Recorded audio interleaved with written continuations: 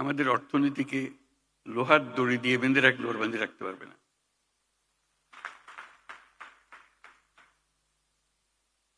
এবং আমাদের উত্তরে হলো সে বিখ্যাত হিমালয় পর্বতমালা, যেখানে জমে আছে আমাদের যাবতীয় শক্তি, হাইড্রো পাওয়ার। কত শক্তি দরকার বাংলাদেশের, এখানে সব জমা আছে, হারিয়ে যাচ্ছে না, শুধু নেবার অপেক্ষায়।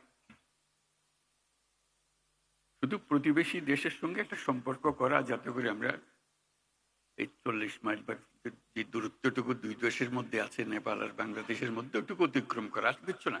ওরা এক পায়ে খাড়া, নেপাল বারে বারে বলছে আমাদেরকে নিয়ে যাও, আমরা এক পায়ে খাড়া নেবার জন্য। মাঝখানে ওইটুকু পথ অতিক্রম করার সুযোগ আমাদের এখন দেওয়া হচ্ছে না। আশা করি তাদেরই কারণে, তাদের অর্থনৈতিক কারণে সেটা আমাদেরকে দেবে। এটা সবার মঙ্গলের জন্য, কারো একজনের উপকার একজনের অপকার এরকম কিছু না। যদি আমরা সেই পথটা খুলে পাই, এখন সামান্য কিছু পেয়েছি, ওটাও কিছুই না, বড় আকারে যদি পাই, বাংলাদেশকে আটকে রাখার কোনো ক্ষমতা কারো নাই। আমরা মহা সৌভাগ্যবান এক জাতি, তার অবস্থানের কারণে। সেই জাতির দুঃখ কেন থাকবে আমি বুঝতে পারি না। এটা আমাদের কপালের দোষ, নাকি আমাদের চরিত্রের দোষ, না আমাদের চিন্তার দোষ? যদি হয়ে থাকে সেগুলোর থেকে আমরা মুক্ত হই। আমরা তো তড়িৎ গতিতে এগিয়ে যেতে চাই। এটা একটা মহাশক্তিধর অর্থনীতি তৈরি হবে। আজকে কুমিরা থেকে টেকনাফ পর্যন্ত যে উপকূল ভূমি, সেখানে যদি কাতারে কাতারে সব নৌবন্দর স্থাপন হয়, মাতার বাড়ির গভীর সমুদ্র বন্দর পর্যন্ত যদি আমরা দুনিয়ার সব জাহাজকে আশ্রয় দিতে পারি, তাদের কাজ করার জন্য সুযোগ সুবিধা দিতে পারি, আমাদেরকে আটকাবে কে? এবং শুধু যে সমুদ্র বন্দর আমরা ব্যবহার করব, আমাদের মালামাল যাবে, তা তো না। আমাদের একটা নিজস্ব অর্থনৈতিক অঞ্চল আছে, সেই অঞ্চলটাকে আমরা এখনো খুলতে পারিনি, কিন্তু অঞ্চল অপেক্ষা করছে আমাদের জন্য। আমাদের অঞ্চল হলো, উত্তরে হলো নেপাল আমাদের অঞ্চল। নেপালের সৌভাগ্য, তারা হিমালয় পর্বতের পাদদেশে আছে। দুর্ভাগ্য হলো সমুদ্রের দেখা তাদের হয় না। তাদের সমুদ্র দেখতে হলে আমাদের মাঝখান দিয়ে দেখতে হবে, আমাদের মাধ্যমে দেখতে হবে। সে পথ আমরা করে দিই, আমরা একসঙ্গে যৌথ অর্থনীতি গড়ে তুলি।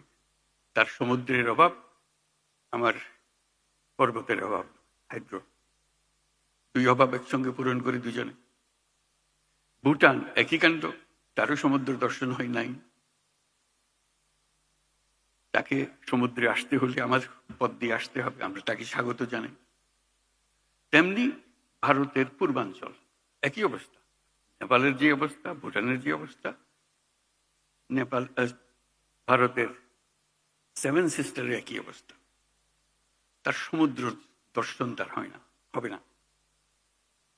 তার সঙ্গে আমরা যোগ দিই একসঙ্গে এই অর্থনৈতিক অঞ্চল। আমাদের যে সমুদ্র বন্দর, তাদের মাল আনা নেওয়া করবে, আমাদের মাল আনা নেওয়া করবে, তাদের কাছে যাবে। তাদের অর্থনীতি আমাদের অর্থনীতি একসঙ্গে জাগবে। তারাও খুব কষ্টের অবস্থায় আছে, তারা খুব ভালো অবস্থায় নেই। তারা এই সুযোগ পেলে তারাও আনন্দিত, তাদের ব্যবসা আমাদের ব্যবসা, রমরমা ব্যবসা হবে, একসঙ্গে ব্যবসা হবে। এগুলো বললাম এই জন্য, আমরা ভবিষ্যৎ সম্বন্ধে অনেকটা হতাশায় ভুগি। হতাশার তো কারণ নাই, এটা আনন্দের বিষয়। আমাদের যে অবস্থান, যে সুযোগ সুবিধা, শুধু সেগুলোকে আহরণ করা, কাজে লাগানো। প্রক্রিয়া শুরু হয়েছে, এই প্রক্রিয়াকে জোরদার করা, যাতে করে আমরা এই অর্থনৈতিক অঞ্চল গড়ে তুলতে পারি। মালামাল সোজা চলে যাবে নেপালে, সোজা চলে যাবে ভুটানে, সোজা চলে যাবে সেভেন সিস্টার্সে, তাদের মালামাল আমাদের মাঝখান দিয়ে, আমাদের ব্যবসা তাদের ওখানে যাবে, তাদের ব্যবসা আমাদের এখানে আসবে। সেটাই তো হলো অর্থনীতি। কাজেই প্রাকৃতিক দিক থেকে আমরা খুবই সৌভাগ্যবান, তার চেয়েও একটা বড় সৌভাগ্যবান আমরা, আমাদের একটা মস্ত বড় জনসংখ্যা। আগে মনে করতাম এটা বড় বোঝা বড় সম্পদ, মানব সম্পদ। যেহেতু প্রযুক্তি আসার ফলে কোনো মানুষই আর কোনো বোঝা নয়, প্রতিটি মানুষই হলো এখন সম্পদ,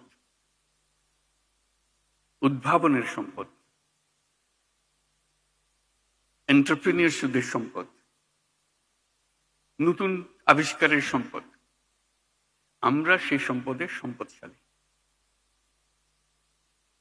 আমরা পৃথিবীর 8ম জনসংখ্যার দেশ।